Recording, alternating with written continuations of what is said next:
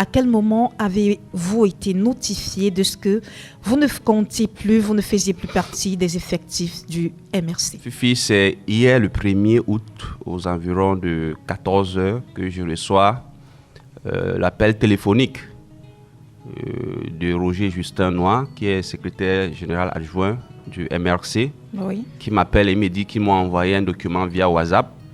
J'ai dit ok, je vérifie, je regarde, et c'est là où je vois que c'est une décision du comité de médiation et d'arbitrage, donc qui entérine mon exclusion du MRC. Et je pense que cette décision, elle est extrêmement sévère, parce que lorsque j'ai pris le temps pour lire tout ce qui a été développé et tout ce qu'on est en train de vouloir me faire passer ou bien m'incriminer, qui pour moi sont infondés, je pense qu'il y avait autre chose de caché que je ne connaissais pas. En tant que parti de l'opposition, nous ne sommes pas encore prêts à une démocratie interne, et que peut-être j'avais trop osé, et parce que honnêtement, je pouvais peut-être attendre d'autres sanctions. Il y a d'autres sanctions, mais pas jusqu'à mon exclusion définitive, vu tout ce que j'ai pu faire pour ce parti. Parce que pour ceux que les gens ne connaissent pas, on me demande souvent qu'est-ce que avez-vous fait pour ce parti. J'ai beaucoup donné pour ce parti, et quand j'essaye de faire un rétrospect, je constate que bon, c'est ainsi fait la vie. Il faut souvent, c'est vrai que c'est regrettable, mais je vais avancer. Vous êtes jeune certes, mais vous n'êtes pas naïf. Est-ce que l'exemple, le cas Michel Ndoki n'était pas assez suffisant pour vous renseigner sur ce qui aurait pu vous arriver dans les mêmes circonstances? Bon, j'ai pas voulu. C'est vrai que j'ai au moins pensé, mais je n'ai pas voulu me convaincre de cela, parce que je suis jeune, comme vous l'avez dit, et je pense que si le Cameroun de demain doit se construire, c'est avec nous. Et au lieu de rester bouche fermée, j'ai pensé que bon, j'allais me lancer aussi également, et je pense que je remplissais les conditions, parce que l'avenir de notre pays en dépend. Et vu déjà que notre parti politique souffrait déjà énormément, parce que nous avons navigué depuis un certain temps avec des crises post-électorales et tout. Bon, j'ai pensé qu'il fallait peut-être redonner un nouveau souffle à ce parti.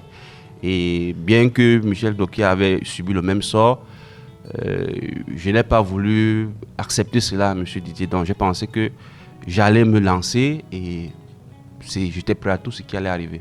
En tant que membre de ce gouvernement, il y a eu un incident qui s'est passé le 7 juin, vraiment qui, pour moi, était très, très ridicule.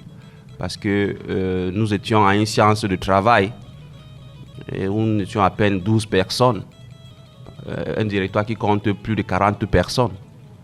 Et on commence les travaux, et par la suite, le professeur Maurice Kamto, qui présidait la séance, déroule l'ordre du jour, et après le premier point épluché, passe au second, qui est celui des incriminations qu'il porte sur moi, en disant que je m'attaque sur son âge, et que je m'attaque personnellement sur son âge. Tout à fait. Et qu'il a constaté que j'ai porté déjà mon soutien à Michel Ndoki. Tout à fait. Et qu'il constate que j'ai des prises de position qui ne sont plus en ligne avec ses idéologies. Bon, quand il finit de développer toutes ces trois accusations, je suis un peu surpris, parce que je veux bien comprendre, il parle de quoi. Bon, quand il a fait allusion à ce poste-là, j'ai dit, mais le poste est encore sur ma page Facebook. Est-ce que nous pouvons le scruter, et pour qu'au moins si tu puisses comprendre que vraiment ce n'était pas direct, ou bien que je sais pourquoi tu prends ça comme ça. Maître Richard Tamfo, excusez-moi de vous interrompre, mais justement, en ce qui concerne ce poste, vous avez dit, je vais paraphraser, le président de la République, il avait 91 ans, vous avez donné leur date de naissance, le président Kamto, 71 ans, vous les trouvez tous vieux. Non, ce poste-là n'est pas comme ça. Ce poste-là est que j'ai pris les dates de naissance. C'est vous qui dites que c'est le président, admettons. Plus, c'est vrai que vous n'avez cité personne. Voilà, je n'ai pas cité de nom. J'ai dit que ces deux personnalités auront respectivement 91 ans, 92 ans, et, voilà, précisément, et 71 ans. Oui. Et que les Camerounais restent éveillés, réfléchissent. Ah oui, tout à fait. Ça, c'était un message. De toute façon qu'ils ont interprété ce poste-là, pour moi, j'ai pas pris ça comme ça. Donc, à peine même je veux développer les accusations, la parole m'est arrachée par mon confrère Maître Sikati, qui s'enflamme et dit non, il faut vraiment qu'on m'exclue du parti. Après lui, c'est l'autre confrère, toujours avocat, Maître Fidèle Dumessi, qui prend la parole et qui va dans ce sens. Et après, un autre encore, toujours, vraiment, c'est un peu, je me suis senti très mal ce jour-là parce que ceux qui ont directement pris la parole sont des gens d'une même sphère géographique. Et non, pour dire que vous n'allez pas conforter ceux qui parlent qui pensent qu'il y a tribalisation du parti. C'est ce que j'ai ressenti ce jour-là. La parole est allée dans ce chemin. J'ai pensé, ce que j'ai ressenti, c'est que c'est comme si c'était déjà préparé. Et je ne savais pas, je suis directement venu tomber dans ce coup. Bon, on a donné la parole à tout le monde. Il y a une seule personne qui a parlé dans le sens que, bon, si ses propos ont été offensifs, peut-être lui pense offensant, voilà. Lui pense que peut-être je pouvais présenter vos excuses. Et c'est ce que j'avais en tête. Après ça, il y a eu un malaise, la séance s'est levée. Ils ont peut-être pensé que comme la séance s'est levée, j'allais partir. Mais moi, je ne suis pas parti parce que je n'avais pas intention à venir troubler la séance ou bien je n'avais pas d'autres. Après peut-être 5 minutes, nous on reprend la séance, j'entre en salle, je m'assois. Et c'est le professeur Maurice Kamto qui prend la parole, me dit vraiment, Maître Tanfo, je ne suis plus à l'aise de travailler avec vous. Vous êtes mis dans une position qui est inconfortable et que je libère la salle. Par respect, j'ai dit, ok, monsieur le président, j'ai compris, je vais libérer la salle et je suis parti. À peine j'arrive sur la route, à peine peut-être 2 minutes, je suis automatiquement retiré des forats officiels du directoire, qui est un forum Telegram, et aussi du forum des communicants du parti, qui est un forum WhatsApp. Mais j'ai pris ça comme... j'ai même trop pris sur moi, parce que je suis aussi quand même... Vous êtes aussi l'enfant de quelqu'un. Est-ce que vous croyez que c'était l'aboutissement d'un agenda caché, d'une cabale qui se ourdissait dans votre dos et qui s'est juste révélée ce jour-là? Oui, c'est ce que moi je pensais, parce que je vous dis, je suis allé à cette réunion comme les autres, parce que les gens pensent, lorsque l'opportunité se présente pour moi de donner pour mon parti, je le fais. Nos réunions du directoire, je ne dépense pas moins de 50 000 francs chaque fois qu'il faut que je me déplace de Douala pour Yaoundé. Et c'est à mes frais.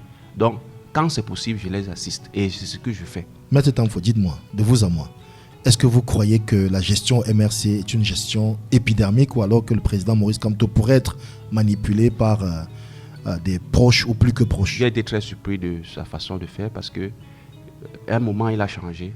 Et je pense que ce sont ceux qui sont proches de lui qui l'induisent en erreur. Nous ne pouvons pas être un parti politique où nous avons l'ambition de diriger un pays. Et au lieu d'avoir un message de rassembleur, on a plutôt un message de si tu ne veux pas, tu descends du train. Est-ce qu'on ne pourrait pas l'opposer bientôt au MRC, vu ce qui s'y passe en ce moment? Est-ce qu'il ne faut pas se méfier de confondre crédibilité et popularité? Parce que le SDF, disons-le, est un parti, du point de vue de ses militants, encore crédible, même si sur le plan de la popularité, il a perdu du terrain au bénéfice du MRC. Lequel des deux pourrait se prévaloir de crédibilité plutôt que de popularité? Tel que le MRC est en train de se lancer là, ils seront en train de perdre en crédibilité. Parce que vous ne pouvez pas dire oui aujourd'hui et demain vous dites non. Donc je pense que s'ils continuent comme ça, eux aussi également pourront perdre en popularité parce que ce qui se passe vraiment, c'est pas bien pour l'image du parti. Au sein du MRC, Maître Richard Tanfo, aujourd'hui, l'on s'attelle à dire que le parti est infiltré par des indices qui rouleraient pour les cabinets noirs du parti au pouvoir, par exemple, et que ce sont ces derniers qui sont éjectés du train MRC. Est-ce que vous êtes d'accord avec ceux qui le pensent? En ce qui me concerne, déjà, je dis non, parce que on l'a dit avec Maître Michel Doki. Non, je peux dire non aussi également pour elle parce que j'ai été très proche d'elle. Les gens rencontrent du n'importe quoi. Lorsque vous ne pensez plus comme eux, ça devient que vous avez été acheté, vous êtes infiltré. Certains ont même dit qu'ils détenaient des preuves. Bon, quand on les présente, moi j'invite toute personne à me prouver cela. Je dis, ce qui dérange le MRC, c'est d'avoir une opinion contraire à ce qui est dit. On ne peut pas vous dire d'aller et en tant qu'intellectuel, bien en tant qu'un homme avec tous ses sens, vous ne demandez pas où est-ce que je suis en train de partir. Au moins, c'est la moindre des choses que vous me demandez de partir. Je pars où? Je pense que au moins c'est ce que tu peux demander. Et lorsque tu demandes cela, ça veut dire que non, tu es infiltré, tu es rebelle. Mais moi, je ne pense pas que si le MRC vraiment a ses ambitions à diriger ce pays, ce n'est pas dans cette façon de faire qu'il faut partir, parce que ça s'assimile à de la dictature, ça s'assimile à la pensée unique, et on ne peut pas continuer à fonctionner dans cette logique d'extrémité. Donc, vraiment, c'est regrettable. Pourriez-vous encarter au RDPC? Si peut-être le RDPC acceptait peut-être un jeune et qui me présentait un projet de société séduisant, je peux encore penser autrement. Mais si c'est de continuer avec cette logique où ce sont les parents qui sont au devant de la scène et les jeunes sont là à applaudir, moi je ne peux pas adhérer à ce pays. De façon objective, Maître Tamfo, est-ce qu'on pourrait dire que le MRC muselle plus que ne le ferait un autre parti politique, à l'instar du RDPC ou même du SDF? Pourquoi je parle du SDF? Parce que votre ancien camarade Alain Nguepi ne tarit pas d'éloges à l'endroit du SDF, dont il se découvre soudainement une grande grand sentiment, une grande sympathie, j'allais même dire un grand amour pour le SDF qu'il présente comme étant le meilleur parti du Cameroun. Est-ce que c'était authentique, votre pensée selon laquelle le MRC était the place to be? Ou alors est-ce que vous y êtes allé parce que c'est le parti qui s'est offert à vous? Bon, c'est vrai que j'ai été séduit par ce vent de changement, ou bien l'esprit de changement que véhiculait déjà le MRC, parce que vous êtes sans ignorer que le SDF, à un moment donné, a eu perte de crédibilité. Et le MRC se donnait, c'est prometteur. Moi, j'ai été séduit lorsque j'ai essayé de regarder le programme de société de ce parti. Parce que avant de devenir militant du MRC, j'étais au PADEC. J'étais Jean de Dieu Momo. J'étais le directeur des droits de l'homme de Jean de Dieu Momo. Et on se sépare en 2018, lorsque après une réunion des cadres du parti, il nous fait savoir qu'il a eu des appels venant soit du G27, c'était G quoi là, et que selon lui, il pense que non, vraiment, qu'on change de ligne de combat. C'est là où moi, moi et certains, parce que son premier vice-président, on pensait que non, c'est pas ça que nous avons construit depuis. Et c'était très, très, très court pour nous de automatiquement changer de cap, sans comprendre effectivement où est-ce que nous allions. Bon, c'est comme ça que nous démissionnons et on rejoint le MRC qui, avec ce que nous voulons. Donc, c'est comme ça que j'adhère à ce parti. Et en toute honnêteté, quand j'adhère à ce parti, je crois à ce parti, je crois aux positions. Mais sauf que, au fur et ça avance, je vois, ça devient incohérent. Parce que si vous voyez, le parti est créé en 2012, si jeune, 2013, les élections municipales et législatives sont lancées. Le parti se lance. Et très ambitieuse, le parti prend un siège de député et quelques conseillers. 2018, l'élection majeure qui est la présidence, le parti se lance et le parti sort avec une revendication qui estime que sa victoire a été volée.